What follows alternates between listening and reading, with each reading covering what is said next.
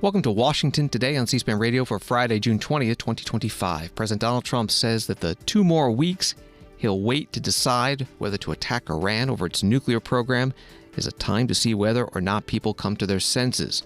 United Nations ambassadors from Iran and Israel trade accusations at a UN Security Council meeting as their countries continue their military campaigns against each other.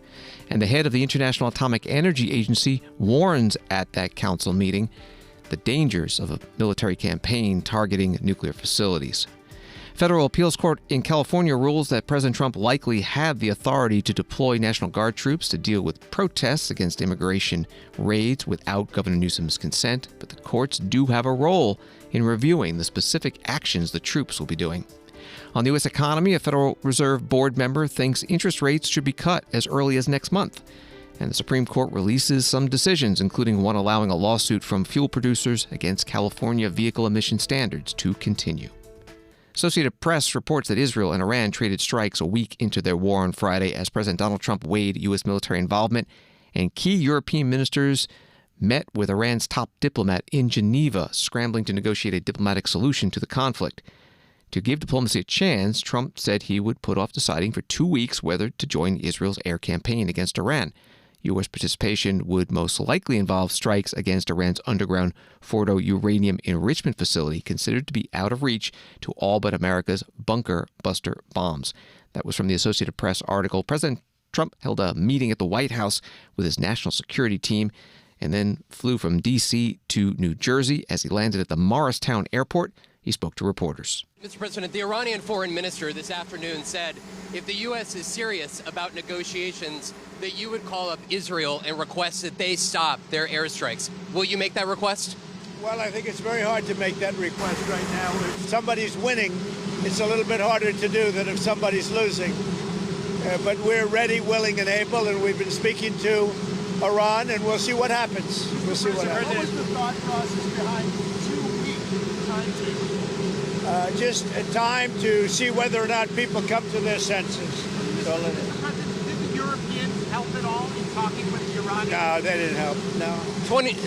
Iran doesn't want to speak to Europe. They want to speak to us. Europe is not going to be able to help in this one. 20 years ago, you were skeptical of a Republican administration that attacked a Middle East country on the idea of questionable intelligence of weapons of mass destruction. How is this moment different with Iran? Well, there were no weapons of mass destruction. I never thought there were. And that was somewhat pre-nuclear. You know, there was a nuclear age, but nothing like it is today. And it looked like I'm right about the material that they've gathered already. It's a tremendous amount of material. And I think within a matter of weeks, or certainly within a matter of months, they're going to be able to have a nuclear weapon. We can't let that happen. I was very much opposed to Iraq. I said it loud and clear, but I was a civilian, but I guess I got a lot of publicity. But I was very much opposed to the Iraq war. And I actually did say, don't go in, don't go in, don't go in. But I said, if you're going to go in, keep the oil. But they didn't do that. What intelligence do you have that Iran is building a nuclear weapon? Your intelligence community has said they have no evidence that they are at this point. Well, then my intelligence community is wrong. Who in the intelligence community said that? Your Director of National Intelligence, Tulsi Gabbard. She's wrong. Is the President, are the Chinese in any way helping Iran at this moment? Hearing reports of serious planes landing in Iran from China? No, they say that they're there to take people out, but I can't tell you about that. I get along very well with China, get along very well with President Xi. I like him, he likes me. We have a very good relationship. We'll see what happens. I can't imagine them getting involved. Is the decision that you need to make on Iran, whether to strike militarily, is this the biggest decision you'll have to make as president? Well, I can't tell you that. I have to see what happens. I can't, really say that. It depends what the decision is. But I wouldn't really be able to tell you that now. I'll tell you in about a year from now, maybe 5 years or 10 years from now. You never know about decisions. You never really know. Sir, would you support a ceasefire while the negotiations happen? I might, depending on the circumstances. Would you? It's very hard to stop. I will say this. It's very hard to stop when you look at it. Israel's doing well in terms of war. And I think you would say that Iran is doing less well. It's a little bit hard to get somebody to stop. Liam Cosgrove with Zero Hedge. Former Congressman Matt Gaetz threw out an interesting idea suggesting that if you were to broker a deal where nuclear inspectors go into both Israel and Iran, that you could win a Nobel Peace Prize, and they might even rename it the Trump Peace Prize. Did you hear those? What do you think of that? Well, they should give me the Nobel Prize for Rwanda, and if you look, the Congo, or you could say Serbia, Kosovo, you could say a lot of them. You could say, the big one is India and Pakistan. I should have gotten it 4 or 5 times. I should get it for the, I would think the Abraham Accords would be a good one, too.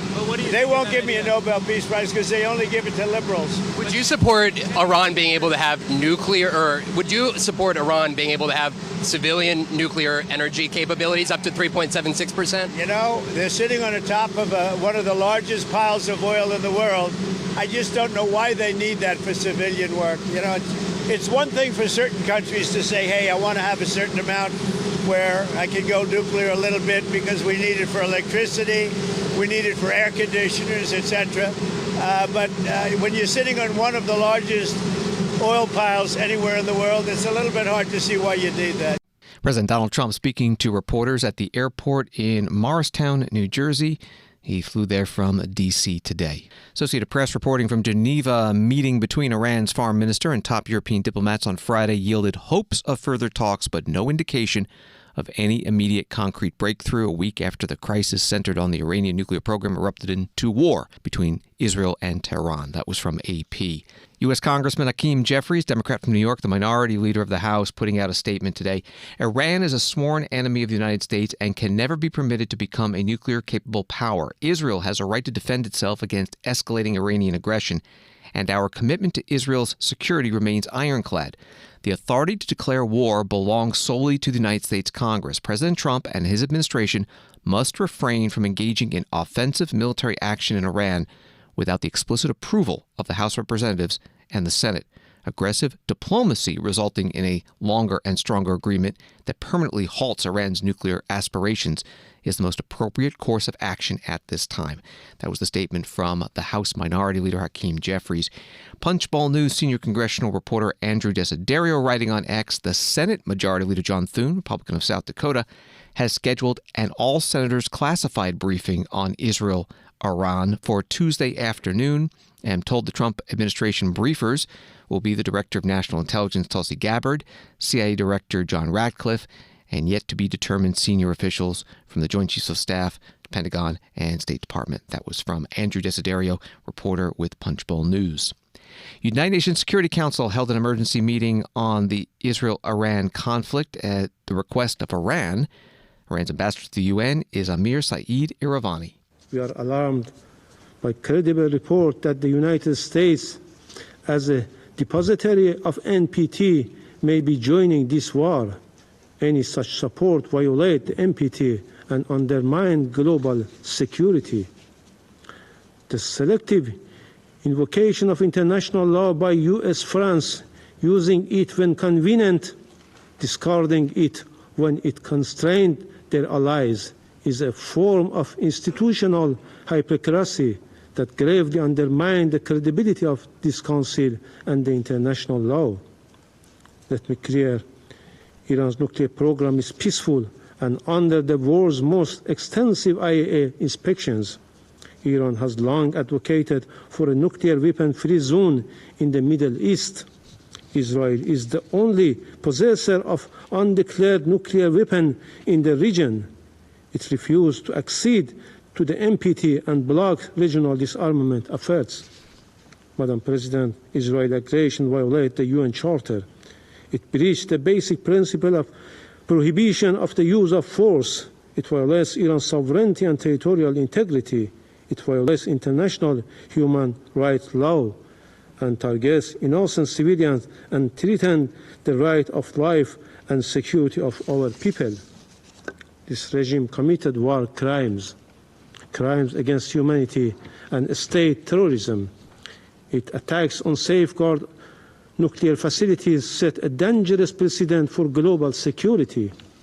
Madam President, the already dire situation has been exacerbated by mounting and irrefutable evidence of direct involvement by the United States in this illegal war of aggression, the U.S. has publicly threatened to strike Iran's safeguard nuclear facilities.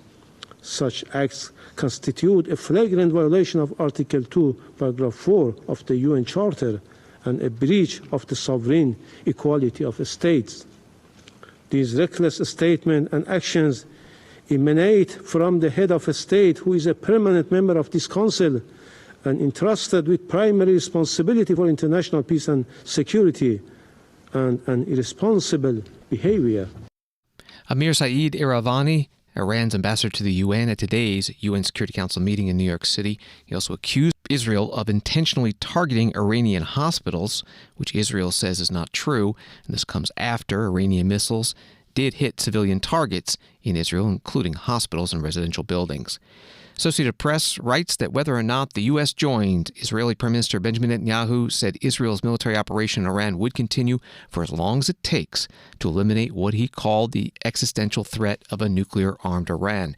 Before flying to Switzerland for talks, Iran's top diplomat rejected nuclear negotiations with the U.S. while Israel continues to attack. Israel said its warplanes hit dozens of military targets in Iran early Friday, including missile manufacturing facilities. Some of the reporting from AP.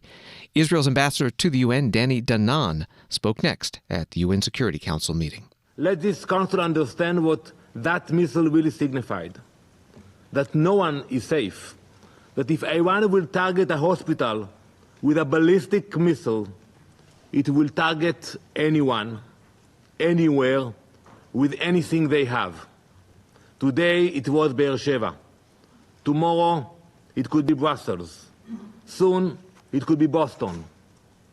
Iran is rapidly expanding its ballistic missile arsenal. Today, its longest-range missiles can travel over 2,000 kilometers. That already puts Eastern Europe in range. But Iran is not stopping there. Iran is developing missiles with a range of over 4,000 kilometers. That would place every European capital, London, Paris, Berlin, Rome, within striking distance. And when that milestone reaches, what comes next? New York, Washington, the U.S. entire East Coast. Before Israel took action, that reality was approaching faster than you could imagine. Council members, do you believe that such a regime will hesitate to threaten entire populations with nuclear-armed missiles? Can you guarantee? Especially a regime which chants death to America, death to England, death to Israel, and so many others. Because that is where the world was heading. Israel is stopping it. Israeli ambassador to the United Nations Danny Danon at a UN Security Council meeting. Israel and Iran, for that matter, are not members of the Security Council, but they were invited to sit in. Also addressing the Council, the United Nations Secretary General Antonio Guterres, who urged that the military exchanges between the countries end. To the parties to the conflict, the potential parties to the conflict, and to the Security Council as the representative of the international community, I have a simple and clear message. Give peace a chance. The confrontation between Israel and Iran is escalating rapidly with a terrible toll, killing and injuring civilians, devastating homes, neighborhoods, and civilian infrastructure, and attacking nuclear facilities. The world is watching with growing alarm. We are not drifting toward crisis. We are racing toward it. We are not witnessing isolated incidents. We are on course to potential chaos. The expansion of this conflict could ignite a fire that no one can control. We must not let that happen. Excellencies, it may be easy to list a range of problems that have impacted relations between Israel and Iran in the last decades. But the central question of this conflict is the nuclear question. Non-proliferation is a must for the safety and security of us all. The Non-Proliferation Treaty is a cornerstone of international security. Iran must respect it. And Iran has repeatedly stated that it is not seeking nuclear weapons. But let's recognize there is a trust gap. The only way to bridge that gap is through diplomacy to establish a credible, comprehensible, and verifiable solution, including full access to inspectors of the IAEA as the United Nations technical agency in this field. For all of that to be possible, I appeal for an end to the fighting and the return to serious negotiations. United Nations Secretary General Antonio Guterres addressing today's UN Security Council meeting in New York City. The council also heard from Rafael Mariano Grossi, Director General of the IAEA, International Atomic Energy Agency. He talked about the dangers of military operations around nuclear sites. The IAEA has consistently underlined, as stated in its General Conference resolutions, that armed attacks on nuclear facilities should never take place and could result in radioactive releases with great consequences within and beyond the boundaries of the state which has been attacked. I therefore, again, call on maximum restraint. Military escalation threatens lives and delays indispensable work towards a diplomatic solution for the long-term assurance that Iran does not acquire a nuclear weapon. Madam President, the presence, support, analysis and inspections of technical experts are crucial to mitigating risks to nuclear safety and security. That is true during peacetime and even more so during military conflict. For the second time in 3 years, we are witnessing a dramatic conflict between two UN and IAEA member states in which nuclear installations are coming under fire and nuclear safety is being compromised. The IAEA, just as has been the case with the military conflict between the Russian Federation and Ukraine, will not stand idle during this conflict. As I stated in this chamber just a few days ago, I am ready to travel immediately and to engage with all relevant parties to help ensure the protection of nuclear facilities and the continued peaceful use of nuclear technology in accordance with the agency mandate, including by deploying agency nuclear safety and security experts, in addition to our safeguards inspectors in Iran, wherever necessary. Director General of the International Atomic Energy Agency, Rafael Mariano Grossi, addressing the United Nations Security Council remotely at today's emergency meeting called by Iran. Associated Press wrote on Wednesday the U.S. State Department has begun evacuating non-essential diplomats and their families from the U.S. Embassy in Israel as hostilities between Israel and Iran intensify, and President Donald Trump warns of the possibility of getting directly involved in the conflict. Also, U.S. Ambassador to Israel Mike Huckabee announced on X that the embassy was making plans for evacuations by plane and ship for private American citizens. Hours after Huckabee's tweet, however, the State Department's Bureau of Consular Affairs tweeted that we have no announcement about assisting private U.S. citizens to depart at this time from Israel or the Palestinian territories. That was the Associated Press on Wednesday. Today, there was a State Department briefing in Washington with spokesperson Tammy Bruce, and she talked about exactly what the U.S. is doing. The State Department has added a crisis intake form, which can be found by clicking the banner on the top of travel.state.gov, which, once again, the magic of technology, there it is. The new aspect is that red banner at the top. Click on Israel and Iran departure info for U.S. citizens and follow the instructions for more information. U.S. citizens in Israel and the West Bank who would like to receive information on departure assistance should fill out the form that this website will take you to. This crisis intake form will also allow U.S. citizens in Iran to register their information.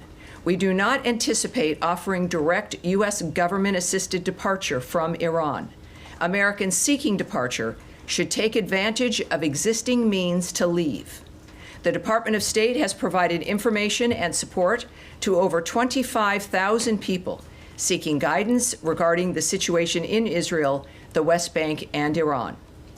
And on Iran, I want to reiterate the statement from President Trump, delivered by my colleague Caroline yesterday. Quote, based on the fact that there is a substantial chance of negotiations that may or may not take place in the near future, I will make my decision of whether or not to go within the next 2 weeks. State Department spokesperson Tammy Bruce, part of her opening remarks at a news conference at the State Department in Washington.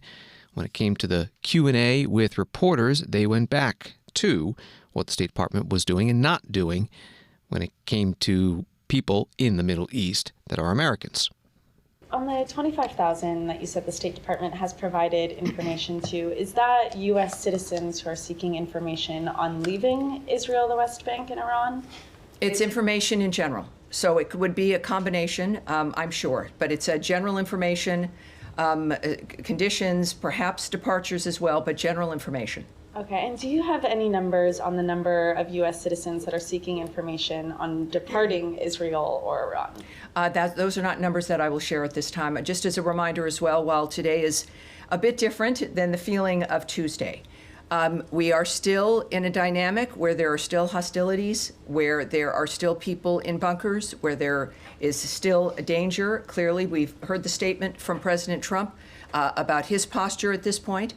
So we're still going to be careful for national security reasons, obviously, when it comes to what we can answer. So that's a number that I won't be able to give you today. Okay. All right. Sorry. All right. And we will not, we'll do one more, but then we will continue on here. Yes, go ahead. Thank you. Just on Ambassador Huckabee's tweet, he said that the U.S. is working to get military, commercial, charter flights, and cruise ships for evacuation. Have any of those organized by the State Department evacuated American citizens yet? And if not, when is that expected to start? Again, I won't give details from this podium, but we know that at each embassy, they are posting actions that they're taking. We know that the Israeli embassy is doing that, so you could go to either travel.state.gov and get to the Israeli embassy, or go there directly, and you will see their statements, and I would urge you to do that directly when it comes to what the Israeli embassy is doing and what they've accomplished. Yes, sir. Thank you. Florida Governor Ron DeSantis chartered flights apparently for Americans in Israel seeking to leave and successfully got, I believe it's 1,500 out. I was wondering if those charter flights were coordinated with the State Department in any way, or was this done on some tangent? Well, I think that there's, and we know that there, of course, are some independent efforts to get American citizens out of those areas, and when we suggest that people take advantage of existing means, we would include, of course, the nature of other opportunities to leave, independent efforts, independent groups managing those dynamics. As far as the DeSantis effort, I would suggest you call the state of Florida, call his office, and I'm sure that they'll get you more information. U.S. State Department spokesperson Tammy Bruce at her news conference at the State Department in Washington, D.C., and the headline at Fox 13 Tampa Bay, Governor DeSantis greets Americans evacuated from Israel at TPA.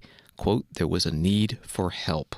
The impact of the Israel-Iran conflict in the U.S. also came up today at the U.S. Conference of Mayors meeting in Tampa, Florida. Discussion looking at the roles mayors can play in international affairs, everything from disaster preparedness to trade missions to dealing with global crises. Joy Cooper, mayor of Hollandale, Florida, spoke about Israel. This hit home to me personally on Friday. My dear friend is there. They were in a bomb shelter on Friday in Israel. This is real. Israel has been under attack for over 3,000 years. I think it behooves us to call out misinformation. Stand up. We need to unite. I want to thank the many, many clergy that have united with the Jewish community, many in my community, as well as I'm sure in yours. I have a mosque, I have 4 square miles. I have 20 churches, Catholic Church, a Chabad, a Jewish center. So we are very diverse and a very welcoming community. It is the first time in the history of my city on Wednesday that we had 2 armed Uzi officers at my city hall. We are one of the largest Jewish populations in South Florida. We have helped our Chabad, we have helped our mosque. But please, if you know there's misinformation, make sure you stand up against it. We ask you to unite with our Jewish and Muslim brotherhood that are under assault. I met a woman last month that I actually went to Cuba, 2 months ago, I went to Cuba with on a Federation mission, that the Jews there had to leave and come either to Miami or Venezuela, and now they're in Miami. But she was an Iranian Jew. She was displaced from oppression. We are talking about oppressive regimes.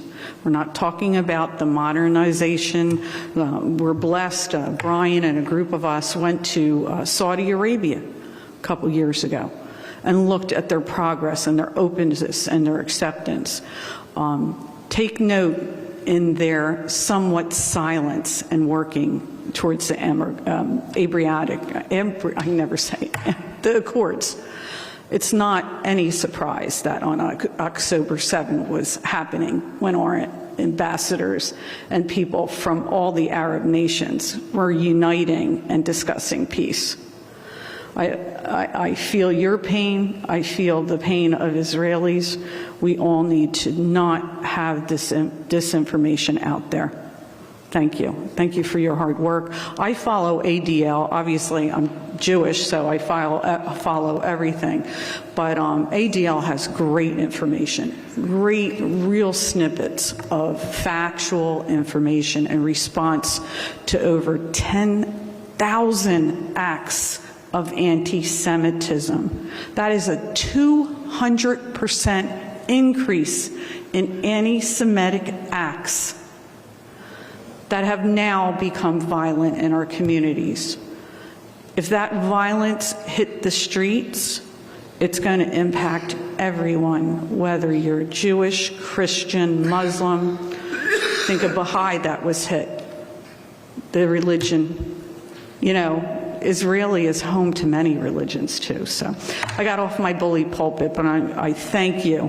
But I thank you all that signed on with CAMS and continues to support those that are oppressed and under attack in this world. So thank you. Mayor Joy Cooper of Hallandale, Florida, at the U.S. Conference of Mayors meeting in Tampa, Florida today on a panel discussion about international affairs with mayors and experts. NBC News writes that Congressman Max Miller, a Republican of Ohio, said he was run off the road Thursday morning in a Cleveland suburb by a man who waved a Palestinian flag and threatened Miller and his young daughter. The alleged incident, which comes amid acute concerns about a rise in political violence, is being investigated by the U.S. Capitol Police and by police in Rocky River, Ohio. A suspect, Ferris S. Hamdan of Westlake, Ohio, turned himself in to Rocky River Police after Miller signed a criminal complaint for aggravated menacing. An arrest warrant was issued. Rocky River officials said Hamdan's attorney did not immediately respond to a message. That was from NBC News. From Associated Press, Russian President Vladimir Putin said Friday he has secured Israel's pledge to safeguard Russian personnel at Iran's Russian-built nuclear power plant, and that he has reached out to both sides to try to end the week-old war. Answering questions on a variety of issues at the St. Petersburg International Economic Forum, Putin also warned Ukraine that it could lose more territory if it keeps rejecting Russia's conditions for peace. Putin said Russia has proposed some ideas for a possible settlement between Iran and Israel that are currently being discussed. That was from AP. Putin at one point was asked whether he was concerned the world was heading towards another world war. Are you concerned that we are heading into World War III in any way? it does concern me. And there is no irony about it. This is no joking. A lot of conflict potential is out there, and it's growing. Right next to our borders, there is one conflict that directly affects us. I'm referring to the conflict in Ukraine. Now, see what's happening in the Middle East. And clearly, we're very much concerned with what's happening around nuclear facilities of Iran. We're very much concerned with the possible implications and outcomes. And definitely this requires not only very much attention on our part, but also we need to seek solutions to those situations and peaceful solutions along all these lines. And again, I'm very candid here, and that's why we're here, by the way. Russian President Vladimir Putin through an interpreter at the St. Petersburg International Economic Forum. That audio from RT, the Russian government-funded news site. There was also a United Nations Security Council emergency meeting this afternoon on the war between Russia and Ukraine. We covered it, and you can find the video at our video library at cspan.org. Washington Today continues in a moment.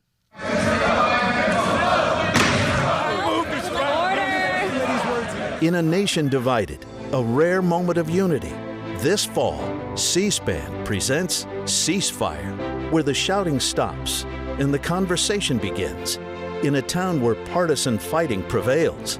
One table, two leaders, one goal, to find common ground. This fall, Ceasefire, on the network that doesn't take sides, only on C-SPAN.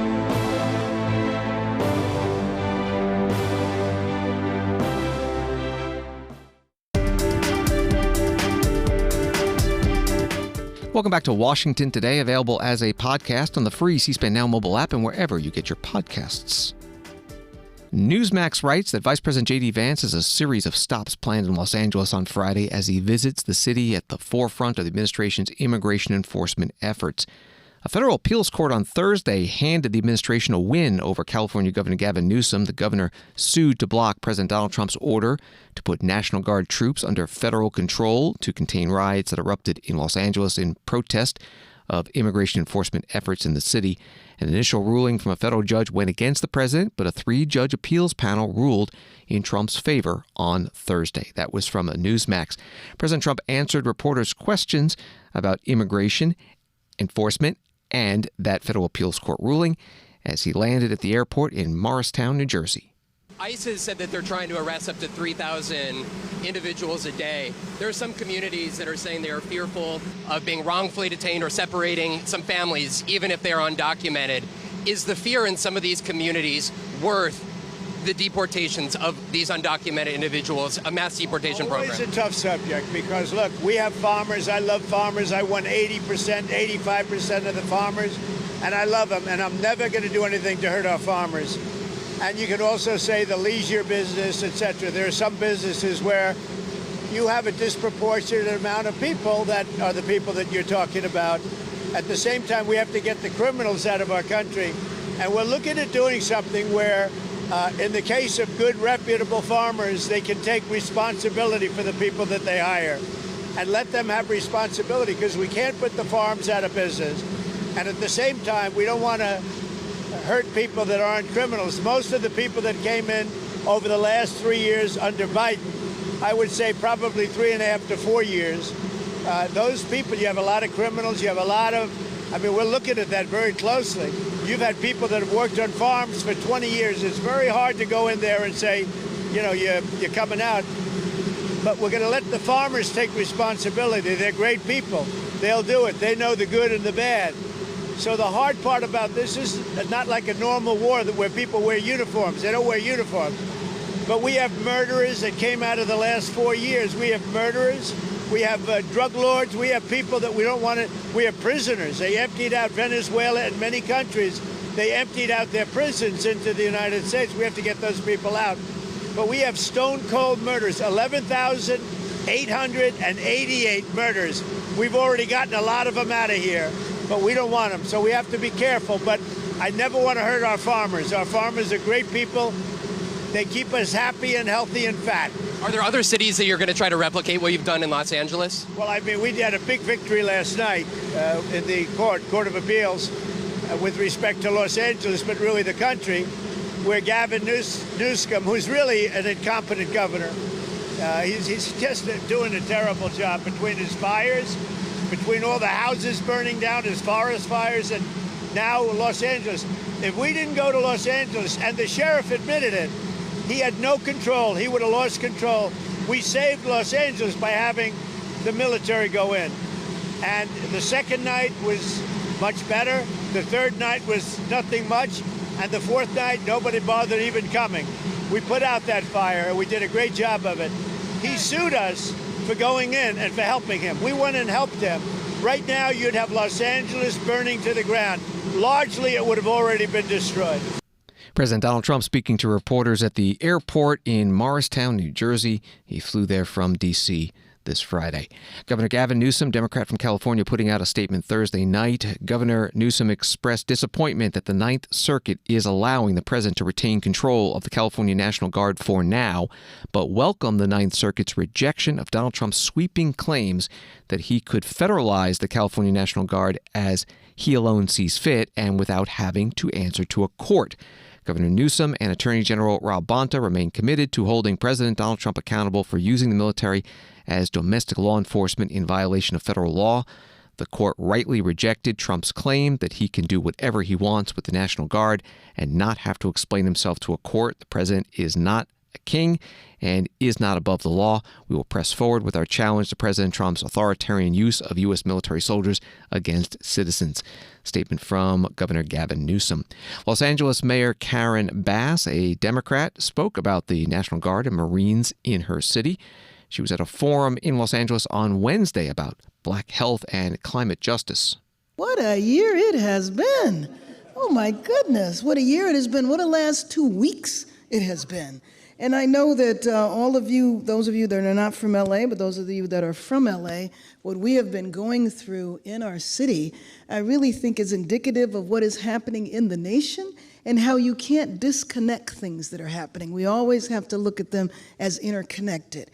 And so right now within our city, and in some ways it feels like we're ready to have a coup, Ben, at Cornell. It's like, 4,000 troops here now. For what? For nothing. Nothing is happening in LA. And so it's ominous in terms of what the administration is doing. And I keep saying that we are all part of a lab experiment. What happens when the federal government seizes power from the state government and takes over, and how much will Americans tolerate? How much will the public tolerate the seizure of power? And then what happens and how does that impact the cities? So we've had protests here because the military and the ICE have carried out really egregious raids on people who were in Home Depot parking lots, chasing them through the lots, people who were just trying to go to church, trying to go to work. And it has created this sense of fear all along our city. And the reason why I say we have to connect all these dots is because the same administration that is trying to dismantle state and local government is also dismantling all of the rules and laws and regulations that have been put in place to address climate change. Los Angeles Mayor Karen Bass, a Democrat, at a forum on Wednesday in L.A. about black health and climate justice. It was organized by radio talk show host Tavis Smiley. CNN has an article. A federal judge has ordered that Palestinian activist Mahmoud Khalil be granted release Friday from a Louisiana ICE detention center more than 3 months after he was arrested outside his apartment on Columbia University's campus. I'm going to exercise the discretion that I have to order the release of the petitioner in this case, the judge said at a hearing Friday. They relate to my findings on risk of flight. That was from CNN. This is Washington Today.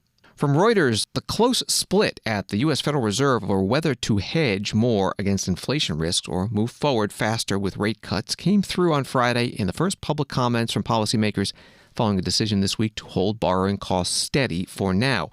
Rising tariffs are expected to raise inflation over the rest of the year, with a new Federal Reserve monetary policy report on Friday concluding that higher import taxes had already raised inflation for goods, even if headline inflation, including services, remains weaker than expected in recent months. But Federal Reserve Governor Christopher Waller on Friday said he felt the inflation risk from tariffs was small, and that the Fed should cut rates as soon as its next meeting in July, because recent price increases have been moderate, while he sees some worrying signs for the job market, such as a high unemployment rate among recent college graduates. That was from Reuters. Christopher Waller made his comments in an interview on CNBC. As I've been saying for probably a year, I think the important thing for central banks to do is to look through tariff effects on inflation. This is a long-standing view going back 40, 50 years. So any tariff inflation we should see, and I've given various estimates that I don't think it's going to be that big, and we should just look through it in terms of setting policy and look at the kind of underlying trend of inflation. And right now, the data the last few months has been showing that trend inflation is looking pretty good, even on a 12-month basis. So I've labeled these good news rate cuts when, if inflation comes down to target, we can actually bring rates down. I've been saying this since about November of 23. So I think we're in that position that we could do this and as early as July. Do you think you could cut rates as early as July? Well, I think that would be my view, whether the committee would go along with it or not. But I think we are in the position that the data's good. GDP growth is going to be near target, our long-run target in the first half of this year. Unemployment's at our long-run target. Inflation's running very close to target. Yet we're 125 to 150 basis points above where the median long-run neutral policy rate is. So I think we've got room to bring it down, and then we can kind of see what happens with inflation. If it got really bad and people got very nervous, you could just pause. But I think we're in a good spot right now for talking about bringing the rate down. Federal Reserve Governor Christopher Waller interviewed on CNBC today. Another CNBC article, the Supreme Court on Friday rejected a request from two toy companies to expedite their challenge to President Donald Trump's tariffs. The ruling from the nation's high court means that the Trump administration now has the standard 30-day window to file its response to the challenge. Two small family-owned companies, Learning Resources and Hand to Mind, argued that Trump lacked authority under the International Emergency Economic Powers Act to impose his April 2nd tariffs. That was from CNBC. The mayor of Rochester Hills, Michigan, Republican Brian Barnett, spoke about tariffs at the U.S. Conference of Mayors annual meeting in Tampa, Florida today. Mayor Barnett said that he met with local officials in Canada, and they found agreement in their opposition to tariffs. As I began to talk to my residents in my city, and particularly my business owners, in a city that is in the shadows of the Ambassador Bridge across the way from Windsor, and Canada is our #1 trading partner in the state by far. It's probably yours too. If you live, anywhere north and east of Colorado, it's probably Canada. And my businesses said this is horrible. This is detrimental. These aren't left-wing university activists. These were largely conservatively leaning business owners who probably voted for the president, who were sharing the challenges of tariffs. We did a survey among our business community, and they said that 30% of my businesses, employees from 10 to 1,000, were planning on laying off in 2025. They're anticipating 25% reductions in sales. And the number that hit me the most was that over 50%, almost 60%, had zeroed out all capital investment in 2025. And that, to me, in a city is where innovation happens, it's where growth happens, it's where new jobs are created. And that made that personal to me. That made that not a national issue, but it made it a local mayoral issue for me. And what could I do to begin to combat that? And it started as just getting to know some of my neighbors. Mayor Dilkins, who you'll hear from in a minute, I think I've spent more time with Mayor Dilkins than I have my kids this year. That's probably more a comment on my parenting than it is anything else. But we've developed a great friendship, and one perhaps that should have been developed years ago. But sometimes opportunities arise, and then through the leadership of the conference, we've developed some stronger partnerships with FCM and with our Canadian neighbors. And I think we're making a difference. I think folks are hearing, and you've seen, and again, the biggest challenge with this is the uncertainty, right? I said this in the comments the other day. Imagine if you're the CEO of a small company with 25 employees, and you're making a product with products from Canada or Mexico or really anywhere in the globe. The other part of our study was that only about 20% of the companies in my city get all their products from the U.S. So tariffs affect 80% of my businesses. That's a lot, right? Imagine trying to predict what that product is going to cost to build in 3 months, and then what it's going to cost to sell, what you can sell it for in 6. There's just no way with tariffs going from 10 to 20 to 50 to 130 back to 0, being appealed by a court, being reappealed, being reassessed. It's just an impossible game. The mayor of Rochester Hills, Michigan, Republican Brian Barnett at the U.S. Conference of Mayors meeting in Tampa, Florida. Wall Street today, the Dow up 35, NASDAQ down 98, S&P down 13. Supreme Court releasing a number of opinions Friday morning, 3 by a 7-2 vote. The first one, R.J. Reynolds Vapor Company can proceed in its challenge in the Fifth Circuit to the FDA denying its flavored vape products on the market. The federal government wanted to move the case to D.C. The second one, in favor of defendant Edgardo Estero, who was on supervised release for a drug trafficking conviction till a judge imprisoned him for violating his release conditions. The third, fuel producers have legal standing to sue over California's clean car standards approved by the Environmental Protection Agency, allowing the challenge to continue. And another decision, unanimously, the Supreme Court said that families of victims of terrorist attacks in Israel may sue the Palestinian Authority in U.S. courts. Thanks for listening to Washington Today. Sign up for C-SPAN's evening newsletter word for word and get the stories making headlines in Washington emailed to you every day. Subscribe at cspan.org/connect. Have a good night and weekend.